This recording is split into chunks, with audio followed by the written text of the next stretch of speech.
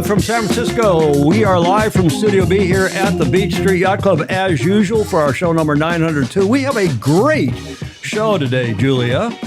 We do. We've been doing a tech check with Peter Bretschger, who's the past Commodore, esteemed past Commodore of Balboa Yacht Club, and he's down in Newport Beach, California. Justin Callahan is in Miami. On a new Olympic campaign for about a year now. He's going very well in the 470 class. They are our guests today, Julia. I trust you're well. I am. Any hot tips? It's cold in San Francisco. Yeah, but it's always cold in San Francisco.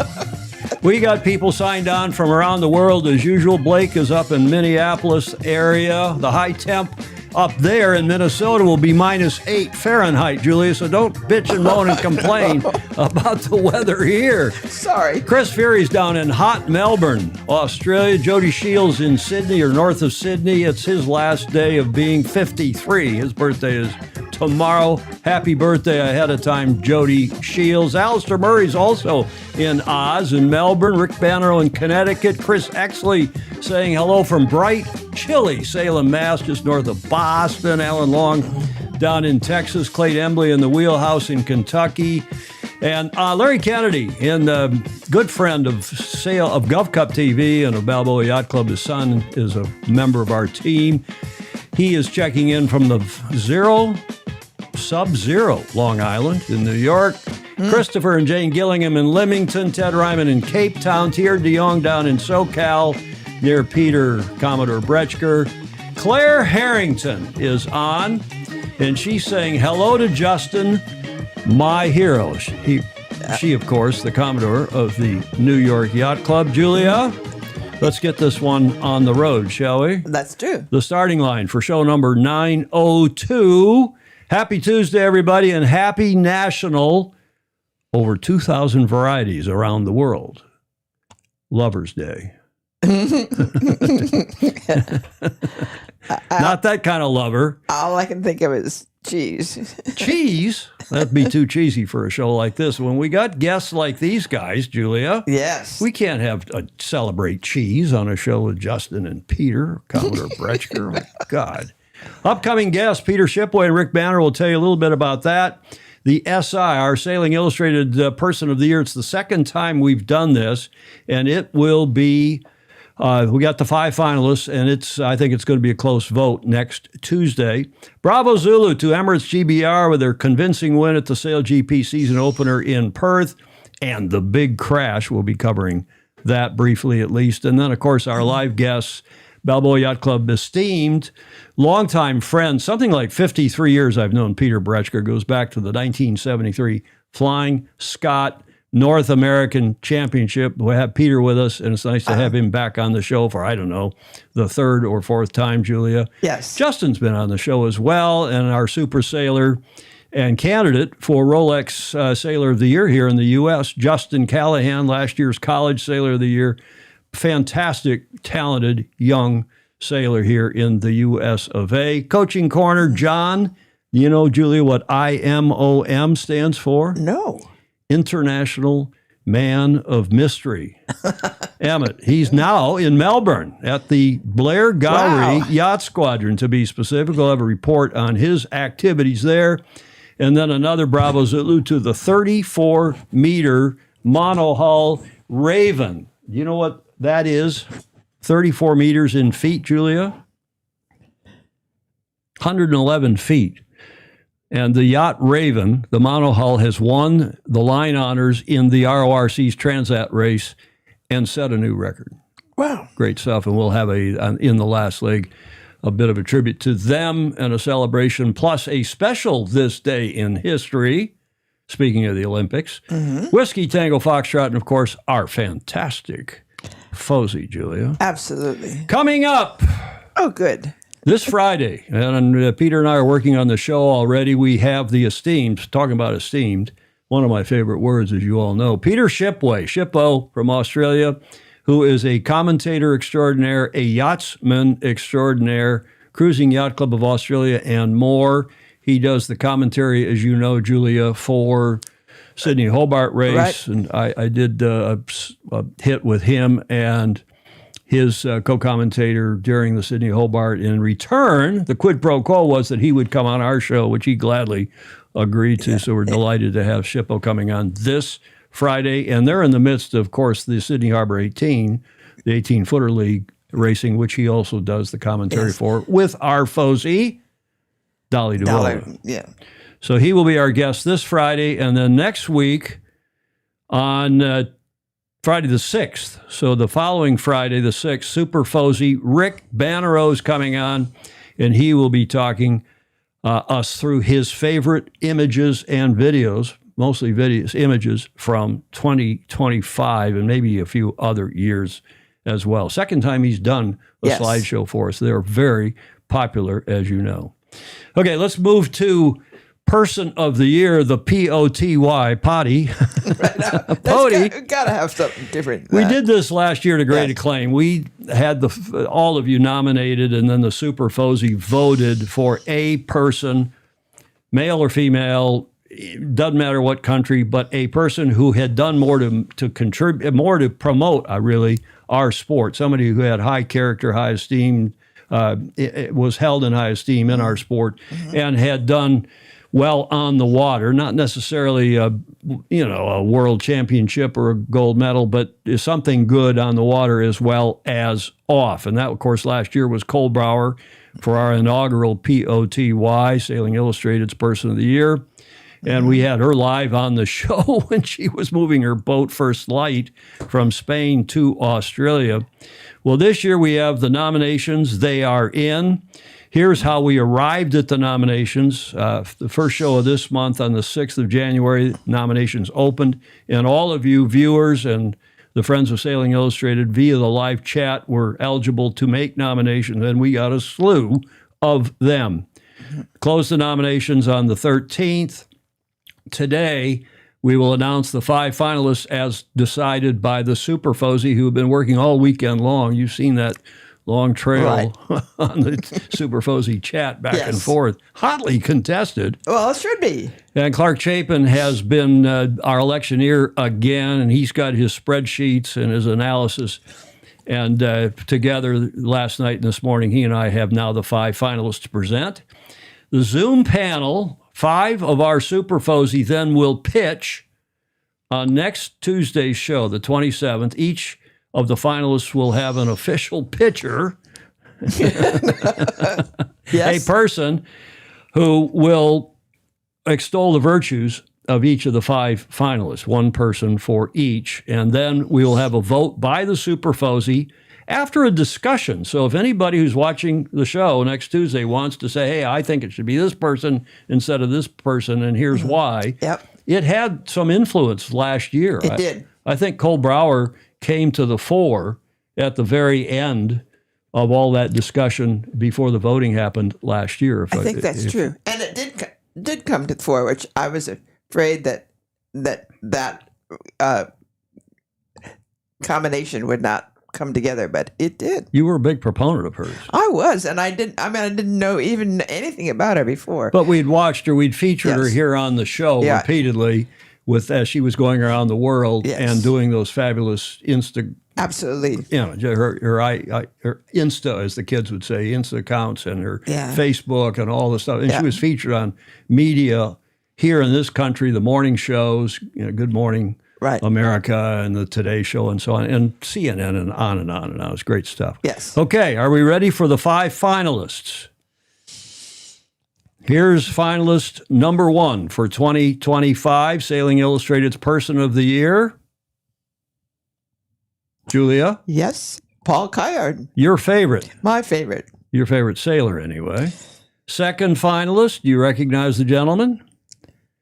I actually nominated him. I'm not sure I'm going to vote for him, but Charlie Dillon, who, of course, won the Round the World race, the Vendée Globe, and had also had a major health issue. There's the third one, Julia, who's just won again, Dylan Fletcher, who won Sail GP last year and seems like he's off to a great start this year with the Emirates GBR team and won a slew of other things as well. And there's the fourth, Jazz Turner. Yeah. nominated by a lot of people. She's a popular candidate as well. And then the fifth, having won his 9th World Match Racing Championship in the WMRT, again, for I don't know how many times, but that's Ian Williams, of course, from Great Britain. So there, Commodores, ladies and gentlemen, are your 5 finalists for Person of the Year. And if anybody wants to chuck in a comment now, we'd be more than willing. But next Tuesday, we'll discuss these at some length with A. Fozy pitching each of these 5, a different Fozy, live via Zoom. And then the Super Fozy will vote. People always ask, who are the Super Fozy? Those are the people who are major contributors to the show, whether it's content or by way of financial support or whatever. It's about 20 people around the world. Yes. Who support persistently Sailing Illustrated. Chris Exley says that's a really tough field, tough decision. Could not agree more, Chris. It's a great group, and I don't know how it's going to go. Clark Chapin says the odds favor a Brit, I'd say. Well, there are 3 Brits, and Charlie's from France, and Paul, of course, is from the U.S. Ed Kriza in Detroit says those 5 are all very good. Blake Middleton up in Minnesota saying his first choice is Jazz. By the way, Clark and I had a back and forth on Jazz's spelling. She spells her name with 2 Z's, and I've had it different ways, but just for the record, she spells it Jazz, but on Facebook, she goes by Jaz. Apparently, there was another Jazz Turner someplace that was, so there was a bit of confusion. It is Jazz. Are you saying, Tom, you can buy yourself in as a Super Fozy? Well, no, you can't. It's not just people who give money to the show, although that helps. It's people who are regular contributors like you, Pedro Foiling Sailor, like you, Peter Stevenson, who contribute regularly content, videos, images, heads Opinions. up, so on. Yeah. There's Denise Peterson, a good friend and former Balboa Yacht Club member. She is checking in from Annapolis. And anybody else has a comment about the field of 5 while we're looking here? Clay Dembley says, Kayard was a strong candidate until I saw the Notre Dame. Turn my cough switch on. Oh, well. Somebody else, did you say that in the tech check? Somebody else said, what's with the Notre Dame hat I don't know. this morning? Alfredo Partible may have mentioned that last night when I was putting the show together. What's with the Notre Dame hat? Rick Bannerow, the other Jazz Turner, he says, is a jazz playing banjo and bagpiper. Well, that person would not be Person of the Year. That's anybody who plays the banjo has got to be Julia Crouton. No, absolutely. Andy Cox asking again, what is the criteria? I don't have the criteria slide in here, but we'll run that slide, Andy, on next Tuesday's show before we do the voting. Okay? John Sangmeister, who, of course, knows full well that Ian Williams is a 9-time world champion, and he sponsors with his Gladstones Long Beach, has been a keen and longtime sponsor now, along with Andrew Pindar, of Ian Williams. So he's see, I got to mention. He got me to make a mention, Julia. Good. Good. And banjo and bagpipes. Okay, let's carry on here. What are we celebrating today, Julia? Oh, there's the cheese. Yeah, it is. You saw it in the tech check. Don't lie. National Cheese Lovers Day. This savory snack pairs perfectly with crackers, bread, or just about anything. Whether it's sharp or mild, it's always a crowd pleaser. And these guys that are watching are wondering, what the hell are they going on about now? But guys, there is a connection to our beloved sport, and it is this. Those who really qualify as cheese lovers will be able to recite these interesting, and I'm a cheese lover. Julie, are you a cheese lover? Yes. I love cheese. In fact, I could survive, I think. Maybe not healthily, but I could survive. At least 2,000 varieties of cheese exist around the world. Cheese takes up about 10% of the volume of the amount of milk it was made from. I don't understand that line.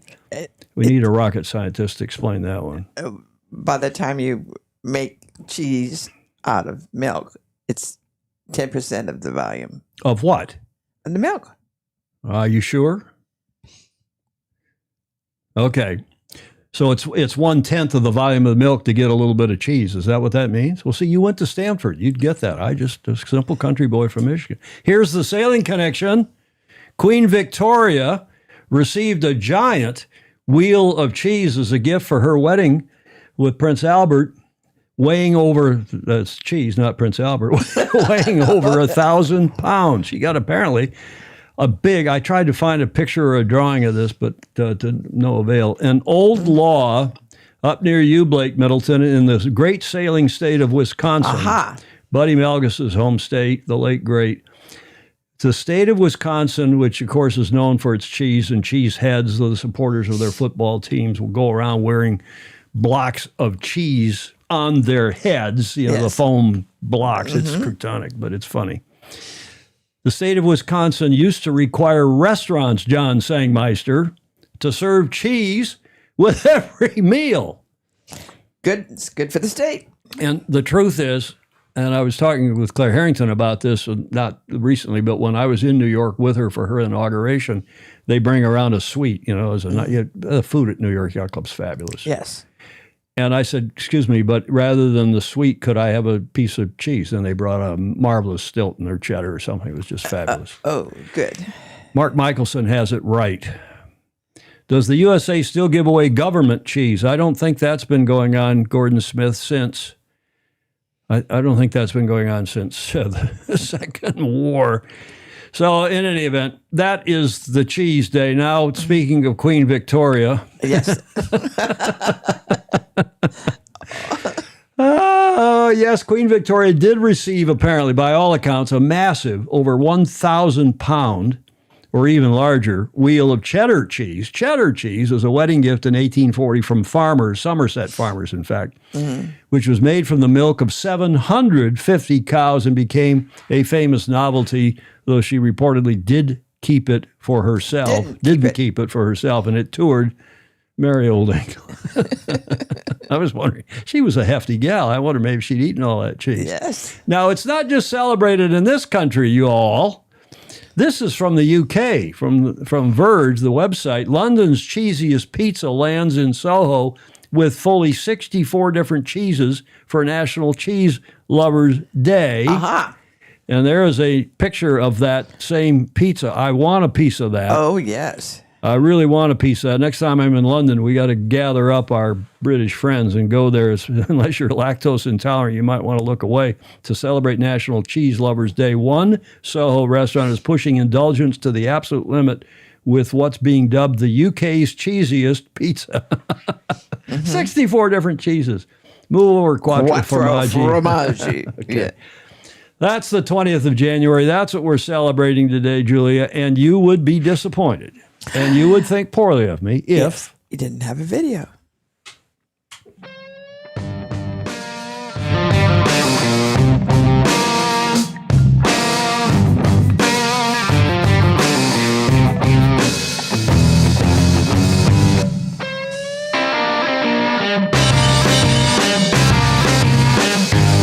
Okay, enough of our cheesy segment. You know, I was going to bring them in here. After every show, you and I have a little cheese wrapped in Italian pastrami. Prosciutto. And we have that. That's a tradition we've had here for a couple, 3 years now. Yeah. And I was going to bring those in ahead of the show. And right now we'd have our little cheese wrap. But I didn't want to make everybody else hungry. I thought Justin and Peter might get hungry and then they wouldn't be able to talk if we were talking too much about cheese. Let's get to a Bravo Zulu and then we'll get to Justin and Peter here in a moment. But Bravo Zulu to the gang from the UK. Specifically, Emirates GBR in praise of performance well done in Perth this past weekend at Sail GP, the opening 2026 sixth season event.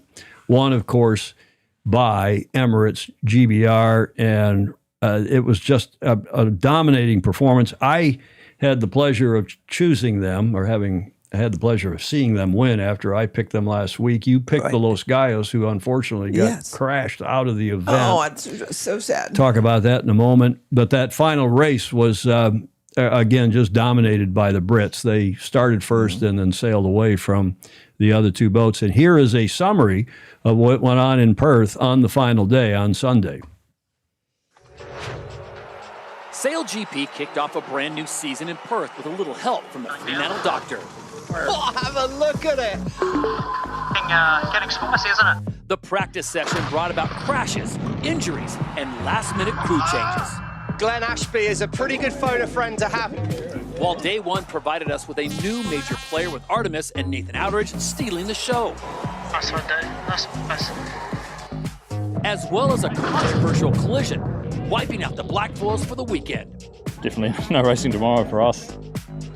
Day two, it was time for the usual suspects to come to the stage. The conditions proved even more challenging than the first day in Perth. There was high winds, high speeds, and high risks. Oh my days. The reigning Sail GP champions from the 2025 season, Emirates GBR, won races 5 and 6 to force their way into the event final. Here's the Emirates winning moment. That's going to the Emirates GBR team. Snatched it at the finish. Quentin Delapierre and DS Team France continue to impress in the high winds. Delapierre driving like he stole it. And Tom Slingsby was not going to allow the first final of the season to start without the Bonds Flying Ruse in the pack. Nice work, gang.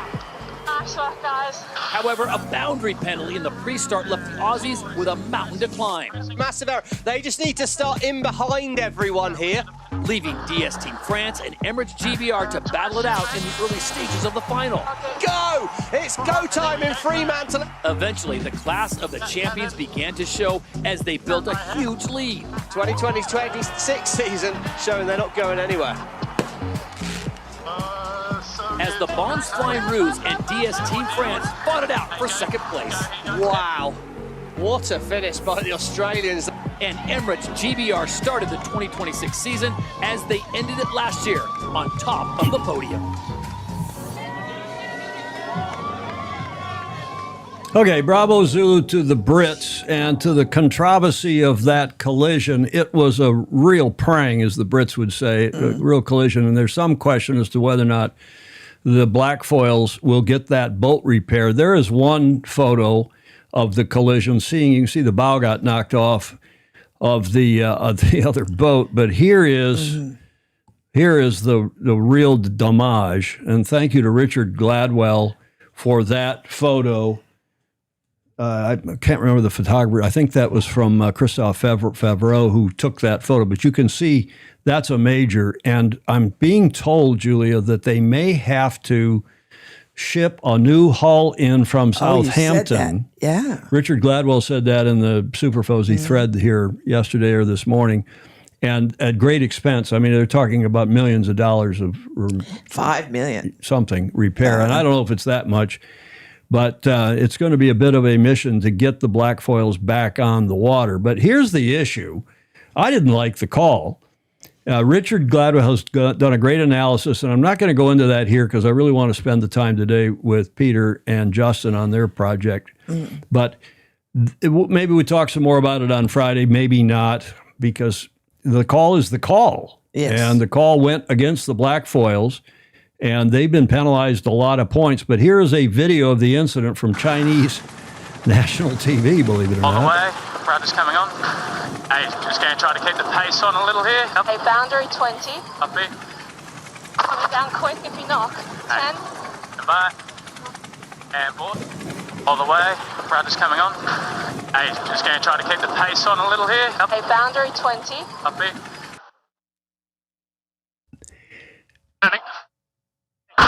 Oh, I lost old transom.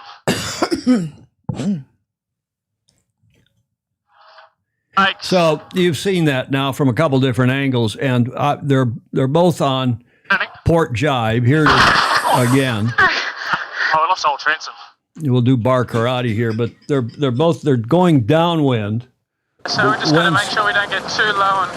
Okay, that's the end of that video. They're both going downwind on port tack. Right. And the wind is coming from you all up in camera 2, and they jibed onto starboard.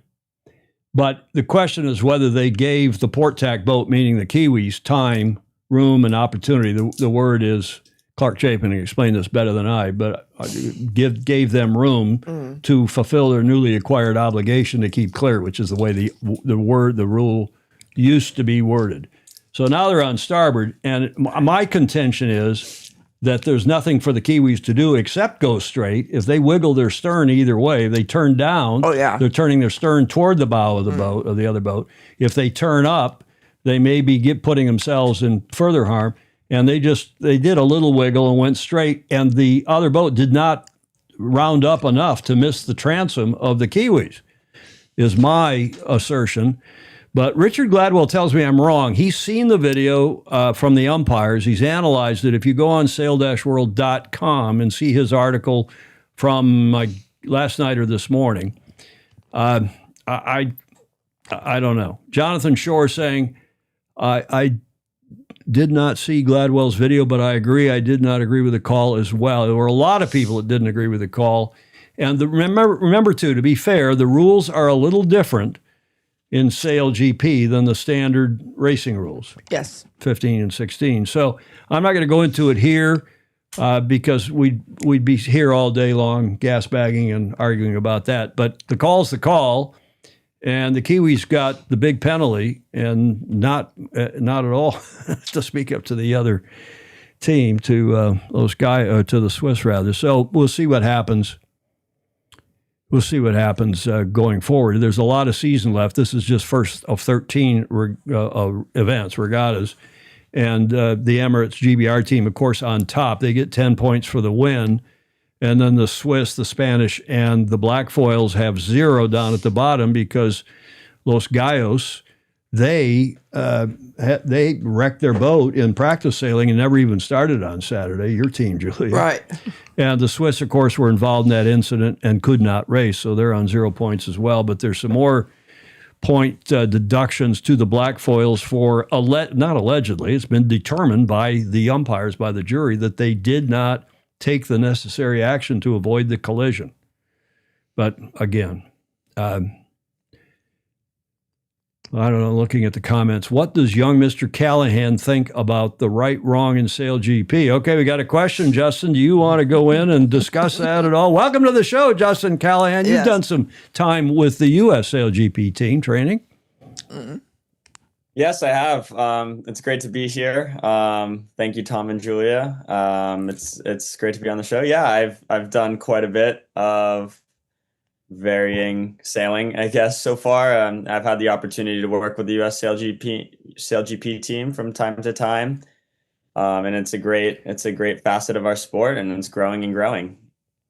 And you're nice diplomatic avoidance of the question. So when it comes to the right and wrong, it's hard to say. Those closing speeds are a lot faster than you think, especially when you're sitting on the boat and you're closing at speeds of 100 miles an hour. I honestly don't know. Every time I look at it, I can form a different opinion. You can clearly see that the Kiwis try to avoid. The question is it too late? That's why I'm not a judge and I'm still a sailor. You're still a diplomat. Commodore, you're a keen racing sailor, current club champion at Balboa Yacht Club, and among many other things. Did you have a view on that? Quite honestly, that whole form of racing goes too fast for me to understand the rules in play. Well, Dolly DeVola, who is also a keen racing sailor, as you all know, he's down in Australia, and he, since the get-go, thinks that it was the correct call. He thinks the Kiwis jibed too late with no rights. Well, they didn't really jibe at all. And the question is, should have they been able to, were they required to anticipate? And one thing is for sure, that under both Sail GP modified racing rules and our normal racing rule, the giveaway boat is not obligated to anticipate a maneuver, to use the Sail GP expression. They're not required to anticipate a change of course by the other boat until they make it. And once that boat gains right of way, then you got to act. Now, there may be, Sail GP may have a little softer interpretation of that. I don't know for sure, but let's don't get into it here. I answered your question, Rick Bannerow, spoken like a Harvard man, he says. Spoken like a Harvard man, Justin. Okay, Anybody else has a view? I think we're going to talk about it some more on Friday's show. And You may be talking about it too much because I don't know what you're going to solve. well, exactly. And I have a funny at the end in Whiskey Tango Foxtrot from Clark, apropos Okay. all of this. Just remember that when we get to it. The next event is in Auckland in less than a month. It's the 14th and 15th. They've got some serious repair work to do. Rick Panero saying, boola, boola, boola, boola. That's Yale, not Harvard. Does that offend you, Justin, when you hear boola, boola, boola, boola?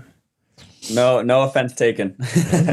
John Rogers says, great to hear that SailGP USA has already snatched up Justin and training him up. Incredible sailor. Kicked our arses at the snipe. Yeah. You've done well in the snipe class in the Nationals, Western Hemispheres, Junior. I think you won the Junior Worlds, didn't you, Justin, at one point? Yeah, that's correct. Won it with my twin brother, which was even more special. Well, your twin brother's a hell of a good sailor. It was nice that he showed up at Gov Cup last summer. We hadn't seen him in a while. Rob Fry, who's, of course, Leonard Takahashi's dad down in Auckland, he's replying to Steve Groover saying, they showed it sitting next to the boat in gray undercoat. I think he's talking about the damage. So, Rob, I don't know if you have an opinion or if Leo said anything to you. He, of course, is on that boat, the Kiwi boat. Oh, yeah. Larry Kennedy saying, Justin, please tell my buddy Lara Weiss, your crew, Weiss as you would say, I said hello, crush it. Jody Shields, I think the Kiwis were wrong, I guess he means, wrong and deserved points deduction, but so do the Swiss. They didn't see the Kiwis till, Jody made a good point over the weekend. He didn't think that the Swiss, when they jibed onto starboard, saw the Kiwis because their driver on the Swiss boat was on the port side, the left side, the downwind side after they jibed, leeward side, and he doesn't think they saw them and didn't turn up enough because he wasn't keeping a good lookout, and he should the Swiss rather should also have had points deducted. So asserts Jody Shields. Okay, I told you we could get into this and talk about it all morning, but let's not because we got more important things to talk about, including college sailing and, of course, this new effort, this new initiative by Justin. Justin, I have spies all over the world, and this photo came in late last night that says you were in Miami at a big football game with our Fosies, our Friends of Sailing Illustrated, Christoph and Anthony Chalmont. Is that true? Yeah, we were watching the Miami football game, the college national championship. It was a great game. But Hard Rock Stadium? Well, we weren't at the stadium. We were a few miles from the stadium watching the game from a restaurant, but it was a lot of fun. A lot of other sailors there were with us, and it was great to watch the game. And Miami was buzzing. I mean, you couldn't go down the street without seeing some green and orange just everywhere. Who were you, for whom? I have to structure my grammar when I'm sitting with a Harvard guy and with Julia. For whom were you cheering? I think you always got to go for the hometown team. Grew up in Miami sailing here, so we were pulling for them, but doesn't always go your way in sports, but that's all right. Well, and of course you were with the Chalmonts and their daughter, Olivia the Divya. She goes to Miami still. And is Christoph in grad school there now, or has he completed grad school?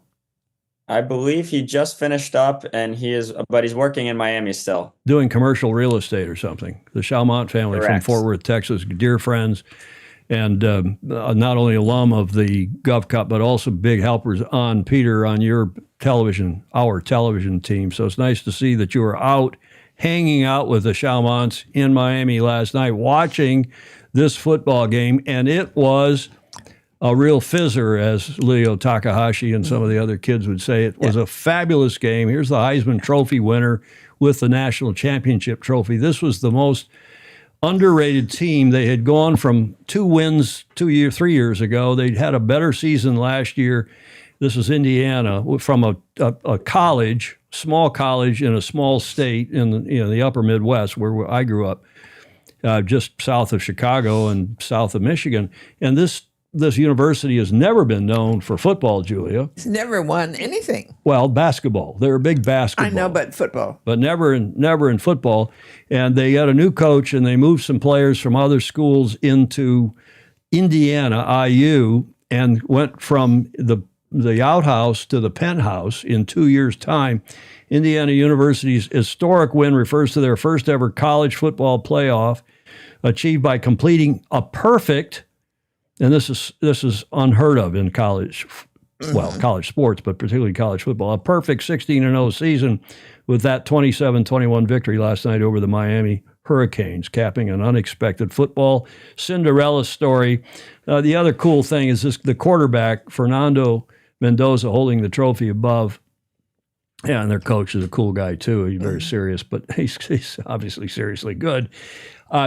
This guy, Mendoza, you can tell he's got an Hispanic name, and his brother is what's the deal, Justin? His brother is the backup quarterback, right, for the Indiana team, and their grandparents are all Cuban. They all Cuban emigres came to Miami, and little Cuba in Miami is big. It's a lot of Cubans in Florida, but particularly in Miami, and so they're third generation, right? The grandparents, parents, and the whole Hispanic, which is a big part of this country now, particularly in California and Florida and Illinois and so on.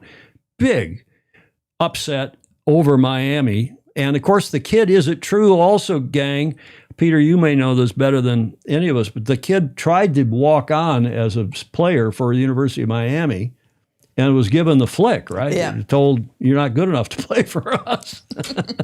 So he went to Indiana. So he just loves Indiana, my India. Unbelievable. We know Justin might know that story even better because he was Justin's roommate. Not roommate, but classmate in high school. He was? Mm-hmm. Well, not classmate, but he went to the school a few miles away from us, and we were in the same grade. So we would see each other out sometimes. So he's had a pretty cool, successful story of his collegiate career. But Justin, did you know the kid when you were in high school? I mean, this is the quarterback. I would say we didn't know each other, but we would see each other out and say a nice hello. We weren't close friends, but a lot of my friends, close friends from school, were very close with him as well. So it's kind of like a whole little Miami community that would see everyone around. So you were acquainted. Correct. Yeah. Well, speaking of Harvard and Yale and the Ivy League, the last time a football team went 16-0 was in 1894. The Yale University football, before they had national championships, this team was given a mythical, I guess, national championship after the amazing performance they had back in the late 1800s, 16-0. But the coach was pretty amazing. This quarterback was pretty amazing. And those of you, we love college football. Julia's a big fan of Stanford. I, of course, can't help myself because I went to Michigan. And I don't know how Harvard's team is, but up and down. Peter, do you follow college football? I do. I'm being a Syracuse graduate. I still love Syracuse football. We haven't had the best season in a while. Last year was pretty good. We got to a bowl, but I still love to watch it. I'm a Buffalo Bills fan, so. Well, you're a big basketball school too, right? Syracuse is a big basketball. But get this, having a good year. Get this final. Well, it wasn't the final play, but it was probably the winning play. The quarterback kept the ball himself and ran it in, and he got beaten up going in. There's his parents. He got badly beaten up on that play by those big linemen and linebackers. And that's why he won the Heisman. Fernando Mendoza. Fabulous game. Great coaching call. Sad Miami fans and coach, but a good event. And I won't belabor it anymore other than to say, Commodores, ladies and gentlemen, that the Big Ten has finally come to fruition. They've had a three-peat in the national championship. Michigan 2 years ago, Ohio State last year, and now the amazing, shocking performance by that famous football school. That famous football school, Indiana. They were a great basketball school for a long, long time. Maybe still are. Good game. Thanks, Don Ludibos. Thanks to all of you outside of the country for putting up with that. I had to mention something about it because it is a big deal, and we won't have college football again until late August. So you're spared me going on about Michigan. Yeah, we can talk about NIL, Clay Embley, and everything else. But while we're on college, let's talk about now Justin, who has had a fabulous sailing career, particularly in the last couple, 3-4 years. He won college. He was named, which is a big deal in this country. College sailing is a big deal to begin with. And he was named College Sailor of the Year last year. Justin, bravo Zulu to you. What did that mean to you to be named College Sailor of the Year?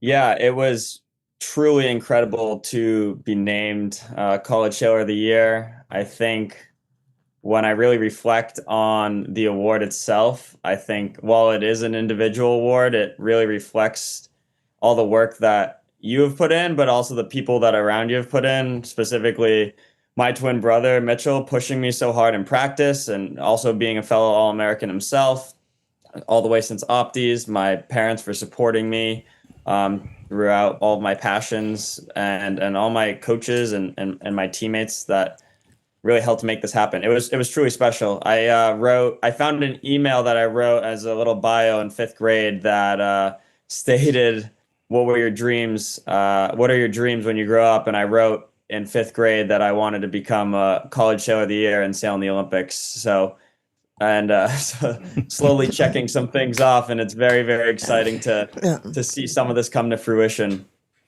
Well, we met you, if I go back to the slides, I don't know, what was your first Gov Cup, 3 years ago, 4 years ago? The 2023 Gov Cup. So 3, 4, 5, so it'll be 4 years ago this year, but there is the beloved Balboa Yacht Club, of which I'm Peter, you and Commodore Gorski, in a weak moment, made me an honorary member, and you've probably never forgiven yourselves for doing it. But I love that club, and I appreciate so much you doing that. Tell us about Balboa Yacht Club. It's been around for a long time in Newport Beach, of course, across the harbor from Newport Harbor Yacht Club, an equally esteemed club. Tell us about Balboa Yacht Club. Well, thank you very much, and nice to be on the show with you and Julia. Balboa Yacht Club's over 100 years old now. We celebrated centennial some 3 years ago, and very proud of it. Always been more or less on that corner of Newport Harbor. We actually were originally across the bay on the tip of Balboa Island when we were founded as the Southland Sailing Club in 1822, and moved over to this location about 10 years later, and then built that clubhouse just 1940, and then have added on to it ever since. There used to be a beach in front of that clubhouse. I've always loved it. My wife Kari grew up there as a sailor and raced there. And when I first came out to Newport Beach to meet her family, we sat out on the main dock and watched the famous Newport Beach Boat Parade, which was absolutely lovely to watch. But it's a wonderful club, great strong junior program. Obviously, we're very proud of the Gov Cup match racing program that we have there. And Tom, we actually met Justin before Gov Cup. That year, we saw him at Rose Cup up in Long Beach, and he had that famous final race against Michael Pickney. And I remember more being retold by the umpires who said, I have never umpired a race that started in one county, went to another county, and then came back to this county, because I can't remember if it was Justin or Michael who, when they approached the windward mark in the final race, took each other about another quarter of a mile upwind. Oh, yeah. More than conceding. that. What? More than that. I was flying the drone, just wondering if the drone had enough range to stay covered on them. I remember. And then that. there was battery-related issues on whether or not we could keep on covering them. So it was nice to the boys to turn around so we could film show the end of that race. But that was the first time I I didn't meet Justin. I saw Justin. I went, what the hell is this guy doing? And it was a great race. That was one of my favorite races I've ever seen. Justin, And, Justin, tell us, because it's Morgan Pinckney, not Michael, but Michael. Morgan, thank you. I'm sorry. Also, it was a famously good. He was the head of the junior program at Balboa Yacht Club, Pete, wasn't he, for a while? He's a Newport Harbor guy. Yeah, but wasn't Michael Pinckney something? No, his brother was his brother was Uncle. Uncle, yeah. Justin and trained Nick Scandone. Exactly. Yeah. Justin, so we're up in Long Beach. We've got the Rose Cup, which is the U.S. National Match Racing Youth Matching Racing Championship. And you guys get to the weather mark, and one of you's got the other one hooked. You're luffing them, and you literally luffed each other, tacked, and kept to it was more than a quarter mile. You went forever. Tell us about that. That was a crazy race. That was my first match racing event ever. We had our best friends on the boat, and we said we're going to try match racing. And that was before I knew, as the windward boat coming to the top mark, you need to make sure you get unhooked and make sure you don't have an overlap when you're rounding the windward mark, or you might keep sailing upwind with the leeward boat holding you. And we got to about the way past the oil islands, and we said tacking would be bad because it's really windy and it would be slow, so we don't really know what to do yet, so we just kept going until someone decided to turn around. But safe to say we learned from that race and kept match racing, and it's been very, very fun ever since to have that part of the sport as well. But safe to say lessons were learned there. Mm-hmm. Well, it was, as Pete says, it was a great event and great match racing, and you've taken the match racing in a big way ever since, having been invited to Gov Cup. You aged out. I guess too bad you won't be able to sail this year, but our good mutual friend Andy Rose, of course, here's you with Andy at last year's 2025 Gov Cup, and we showed the slides earlier on in the tech check, and here they are again of you in the finals against Australia's Cole Tapper. The series went 1-3, but it was a hell of a lot closer than that. There were as many lead changes as I can remember seeing in a Gov Cup final between you and Cole. And this was, again, last year's finals, the end of July, early August. An amazing match in Newport Beach, out in the Pacific Ocean, off of the peninsula there in Newport Beach, and very exceedingly close racing between you and your good friend Cole Tapper. Tell us about it. Yes, Cole and I are great friends, along with Jack and Hamish, the other two boys on the boat, and we had a great match, or great few matches. We won the round, or the double round robin, and made our way into the finals and against Cole, and we were winning the first race right up into the finish line, and unfortunately, I made some unfortunate tactical errors, I guess. Too many jibes, and then we came back, won the next race, and then the last two races were just great match racing, plenty of lead changes. Cole had just out, unfortunately, but took a lot of lessons away from the Gov Cup. I mean, Cole is obviously a very, very experienced match racer, and he's very talented. And you give him an inch and he'll take a mile. But we took a lot of lessons from that, and came obviously we had a good collegiate match racing in nationals in the fall. Took a lot of lessons away from the Gov Cup. You won the collegiate match racing national championship.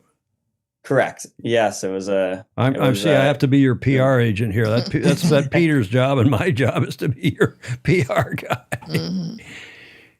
But the Gov Cup's a great event, and we're very grateful for Balboa Yacht Club and Peter and Kari and so many others for hosting us at the Balboa Yacht Club every year, and it's been amazing to get to know everyone at Balboa. Well, it is.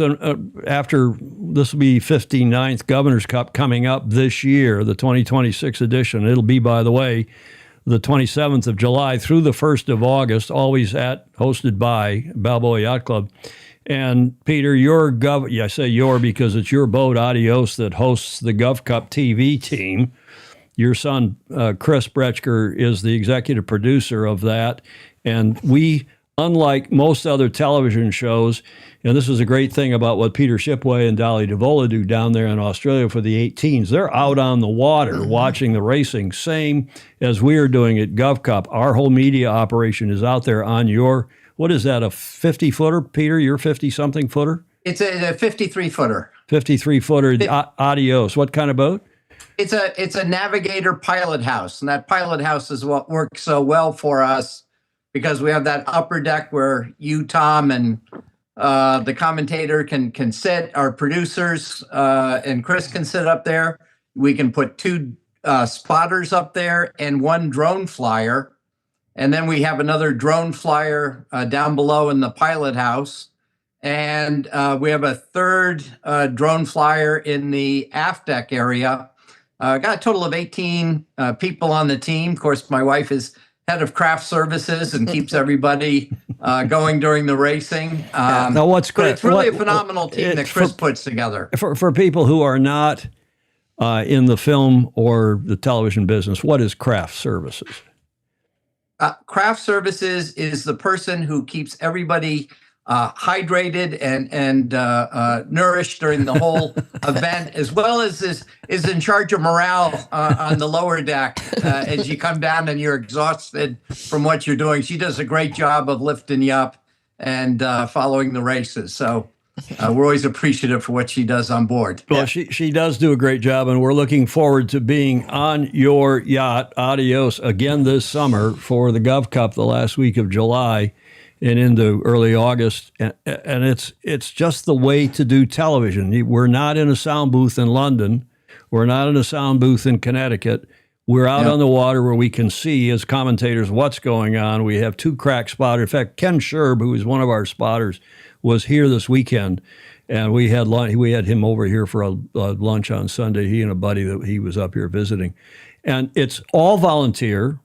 It's an amazing operation, Peter, that you and your son have put together, and Andy Rose and the rest of the gang. Because again, other clubs, I won't name any, will spend $100,000+ to put on a telecast, which frankly isn't quite as good. Isn't any better anyway, and sometimes not as good as what you and your son Chris and the rest do at Balboa Yacht Club with GovCup TV.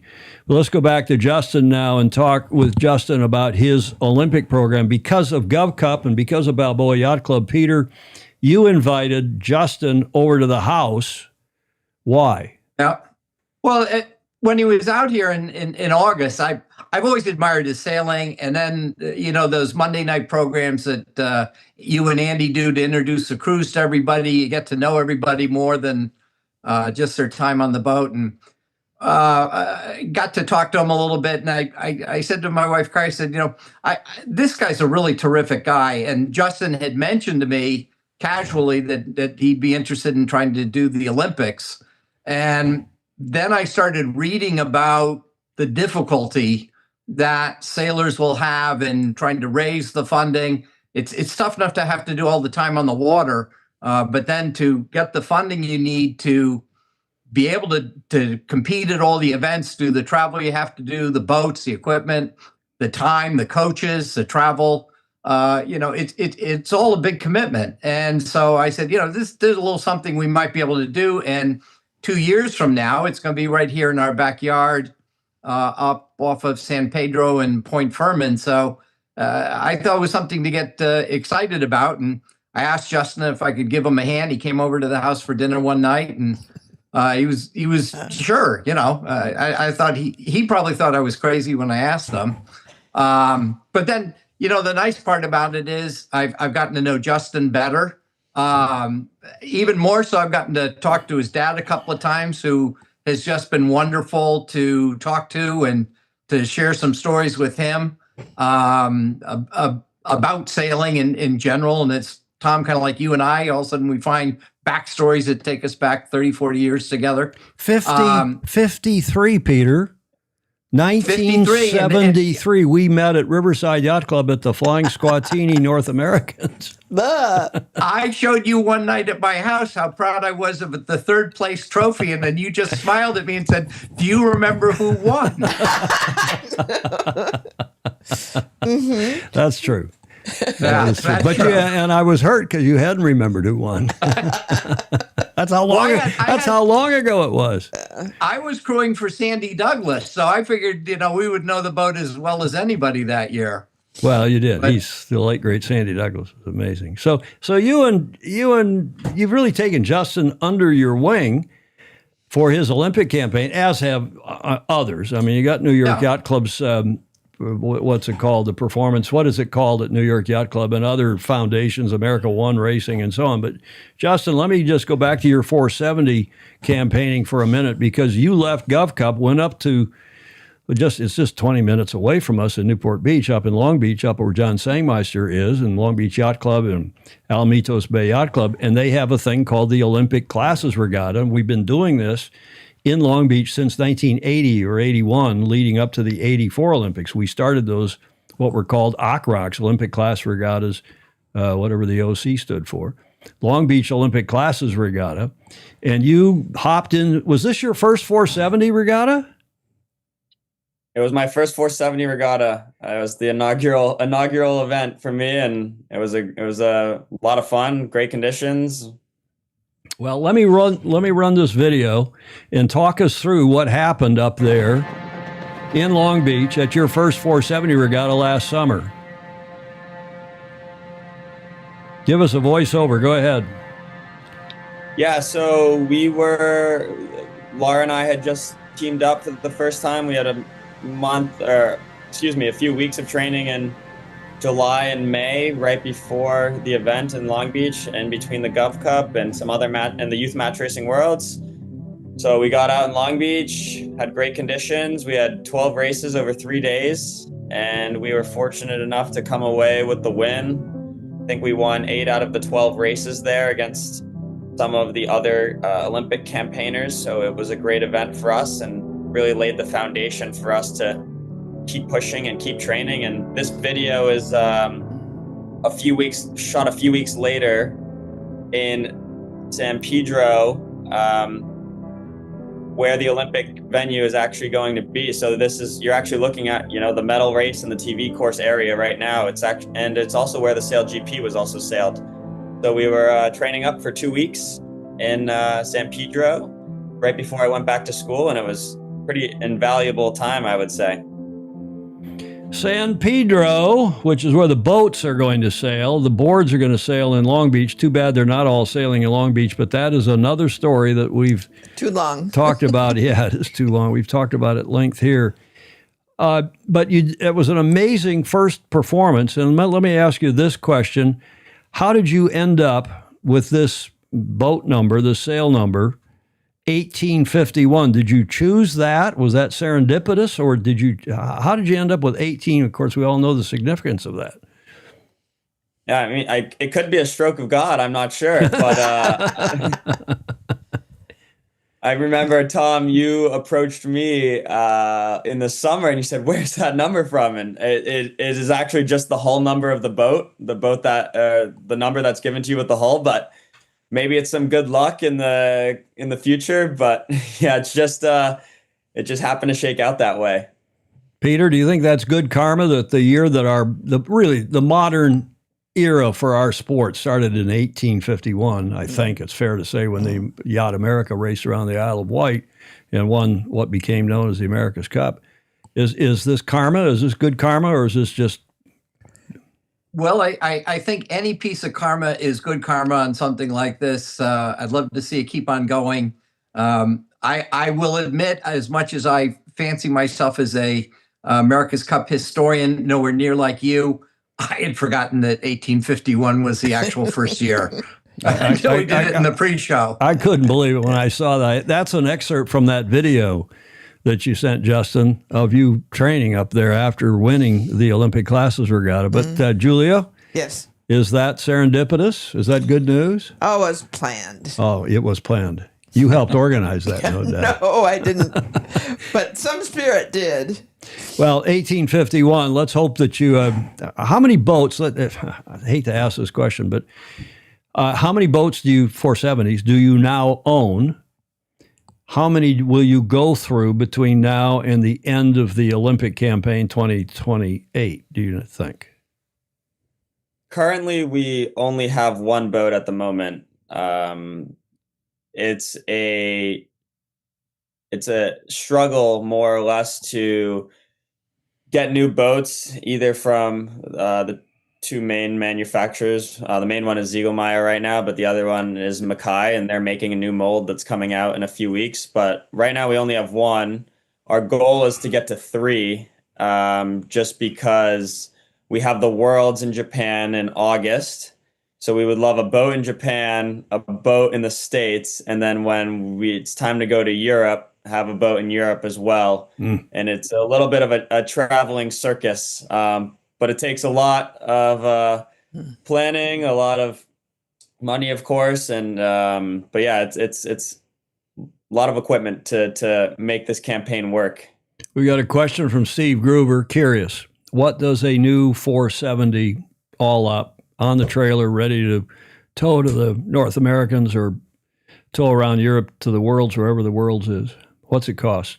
Order of magnitude. I mean, is it 50 grand? Is it, what is it? Right now, about this year, we're looking at, I would say, around $235,000 when I budgeted it out last. That's the campaign. That's the campaign cost. That's not the cost of a new boat, is it? Oh, excuse me. I didn't. You cut out. Yeah, sorry. But new boats, roughly around 35 to 40,000. And it's yeah. So we'll see.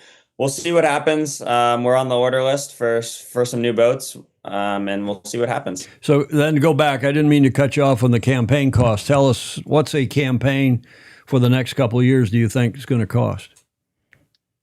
Yeah, like I said earlier, we're budgeting around $235,000 just for this year, give or take. And, it depends on the year, right? This year is a little bit more expensive because the Worlds are in Japan, so a lot of teams are going to travel to Japan early and get training in. And the racing areas on the Olympic waters of 2021.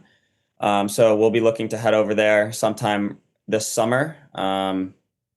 But yeah, it's not cheap, but I think with the right support and we'll be able to we can make it work, and we're looking forward to putting our best foot forward so we can perform for this country, and we're enjoying every second of it so far. And like kind of told you before, I'm kind of married to the game of sailing, and I love it so much. So ready to do anything to be able to win a medal for this country.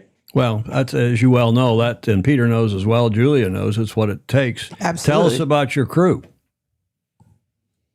Yeah, so this is Laura Dahlman-Weiss. She went to the previous two Olympics with Nikki Barnes in 2021 and Stu McNay, as you see here, in the Paris Games in 2024. She obviously has a wealth of experience in the boat, so it's really helping me get up to speed with the boat itself. Obviously, tactical situations are one thing, but the 470 is a very, very intricate boat. A lot of controls, a lot of different nuances. You're testing equipment nonstop between different masts and different centerboards. So her experience has been very helpful in getting me up to speed. I was telling Tom and Peter and Julia earlier that this is my 18th day in a row on the water, and we just got off a training day that was blowing nice 20 to 25 on Biscayne Bay. So we had a nice fun day today, and we're looking forward to going right back out on the water tomorrow.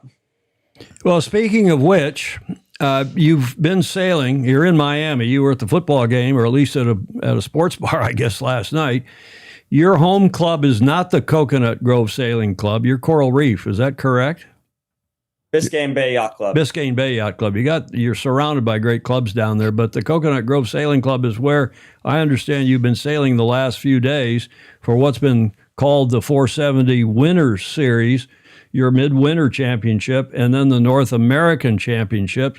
And I understand you've won both, the 470 Midwinters last week, and then also the 470 North Americans. And not only that, but won them. Look at the standings here, Julia. Pete, Yeah, I know. So, Pete knew this as well, but Yeah. you won it going away. 2, 3, 2, 1, 1, 1, 1 at the Midwinters.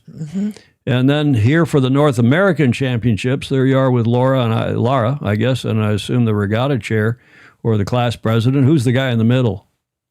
That's our coach. Your longtime coach. Yeah, that's Lior Levy. He's been my longtime coach since I was probably 10 years old. And oh, how nice. Tell us about him. yes, Lior, I can't say enough about him. He's been much more than a coach. He's been a mentor for me in the class, and he teaches us good habits both on and off the water. Much more than just racing well, but he's taught me a lot about sportsmanship and respecting your equipment. And ever since I was 9 years old, and he's was on the Israeli 470 squad. He's from Israel originally, but he's kind of joined our program with Lara, and you saw him in the video when we were in San Pedro as well. He was out with us there, and he's been an incredible asset for the team and pushing us stronger and better every day. Is he full time with you?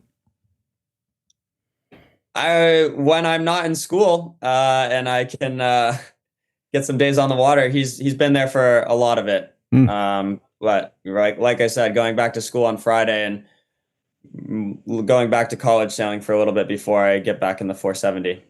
Well, incredible. Bravo Zulu. And here is your results over the weekend. I guess this wrapped, what was this, Saturday, Sunday, Monday?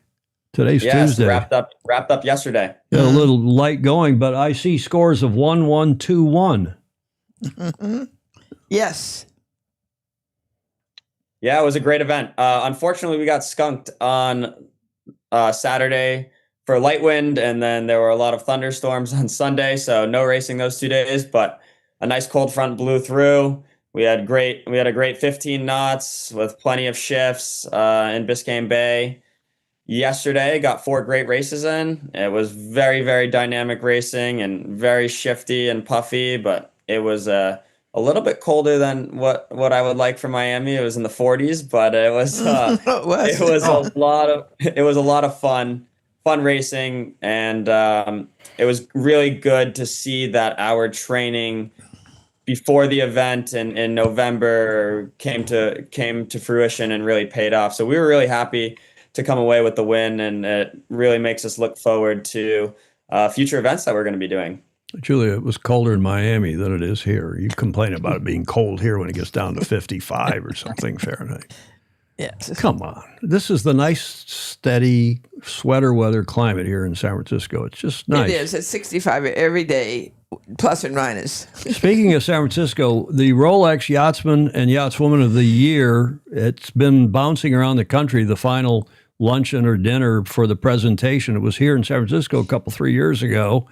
And obviously, because there's the Golden Gate Bridge in the background, but the announcement of a week or so ago that the Yachtsman and Yachtswoman woman of the year, the Rolex U.S. Sailing Award, the finalists are on the men's side, Justin Callahan, Taylor Canfield, and Paul Caird. Pretty elite company on both sides of that list, Ali Bell, Laura Grundon, and Pearl Latanzi. That must have been a very pleasant surprise, or were you not surprised? Look, it was a dream come true for me to see that article get published. I have worked really hard in the sport with a lot of great people around me supporting me, and to see my name pop up with obviously 2 very, very talented sailors and who I would call almost legends of our sport.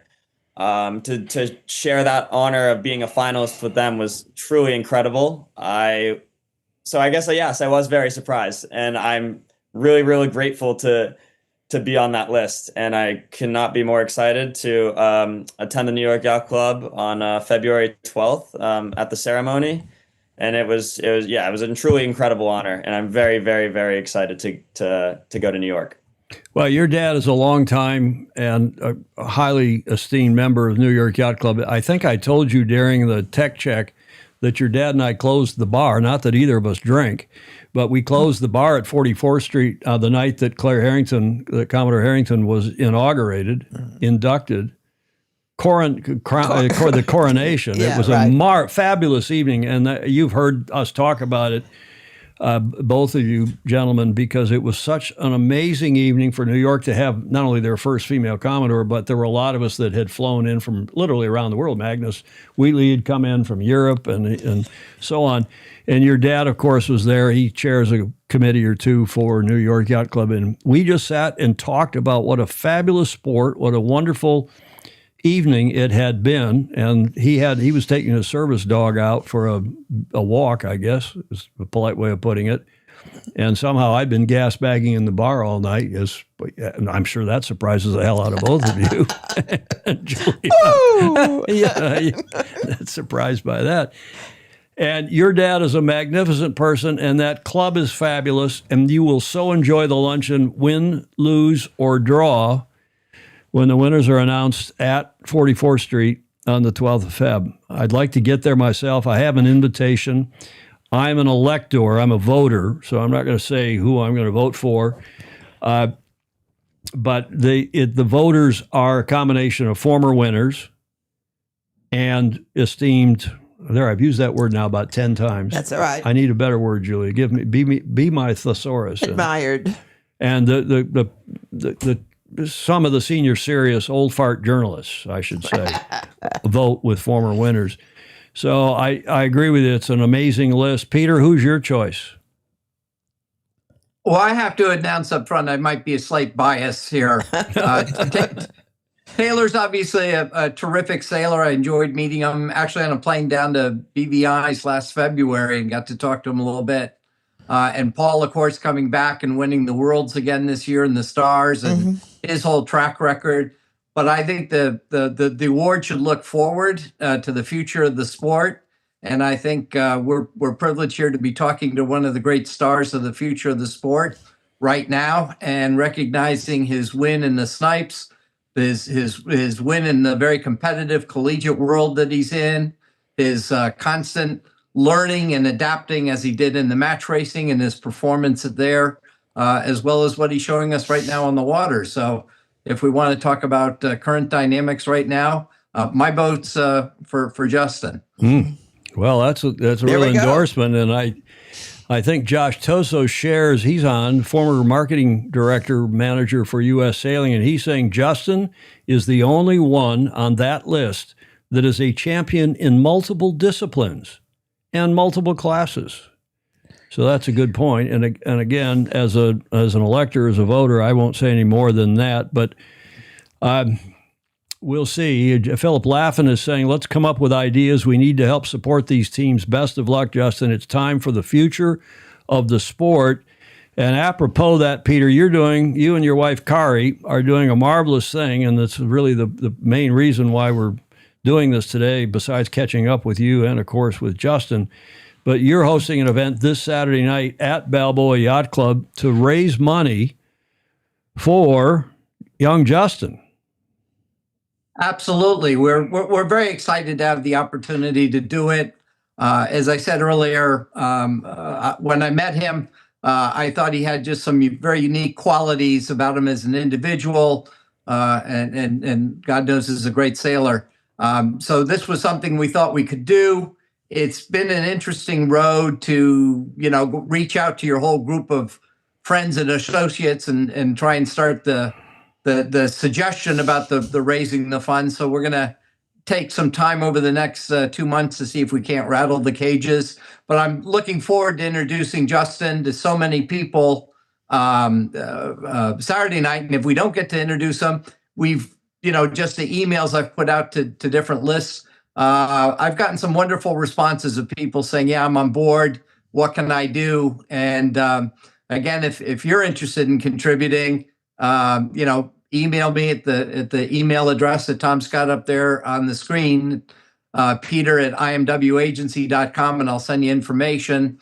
We do have a fundraising arm through the BYC Maritime and Sailing Foundation. That's a nonprofit agency where donations can be made. And then through that foundation, we will continue our support of Justin and Laura, who, by the way, Laura was a sailing instructor at Balboa Yacht Club in 2009. So we feel another homespun story. Absolutely. And she spent that summer living with Betty Andrews, Alan Andrews' mother. So we know her down at the club, and so we're very excited about the whole thing. I'm excited. I'm excited just to get to meet Justin and his family. It's always fun just to stay involved. Cry and I love sailing, whether it's the big boats, the small boats. Now we enjoy the smaller boats. But it's just a great sport. This whole family, Ohana, that's involved with it. It's just been a whole part of our life, all the way back to sailing with you back in the 70s. So I've had you sailing on Adios with us on the J120, and it's everything we love. So if we can do this for one of the rising stars, great. Let's do it. Well, that's the point. More, I think that's the broader point. I mean, the specific point of what you're doing for one American sailor, because especially in this country, we're a little thin on the ground when it comes to fundraising and help for Olympic athletes, Olympic sailing athletes. So Right.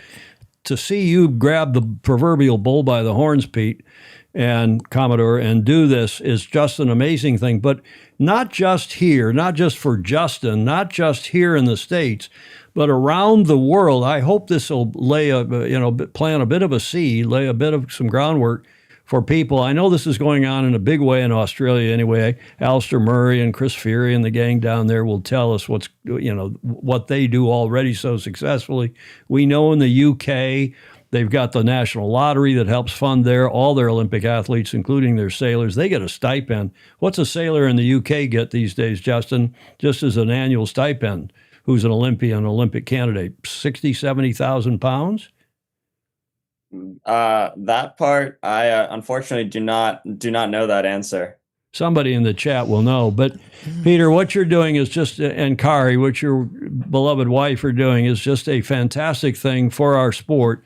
And I hope others will contribute. I know you've already raised a pretty handy, not exactly a princely sum, but thousands and thousands of dollars. So bravo Zulu to you and Kari for what you're doing.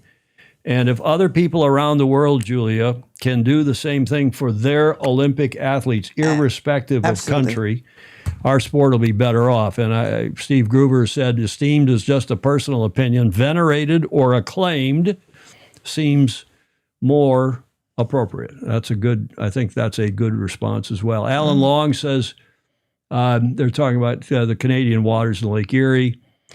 What else? Other comments here? Nothing else in particular, but I didn't know Laura had worked at Balboa Yacht Club, but that's pretty amazing. Mm-hmm. She, of course, is, I talked to a couple of her club. I wish I knew the club. Is she at White Bear Lake? Is she at Wayzata? Yeah. Which club, do you know? White Bear Lake, because it's White Bear Lake. Which yacht club? White Bear Lake Yacht Club. White Bear Lake Yacht Club. Okay, because a couple of FOSI have said, one in particular said, hey, let's get behind her during previous campaigns. And when she was doing the two women campaign in 2020, and Blake Middleton, who lives up there, White Bear Yacht Club. Yeah, got it. Thanks, Blake.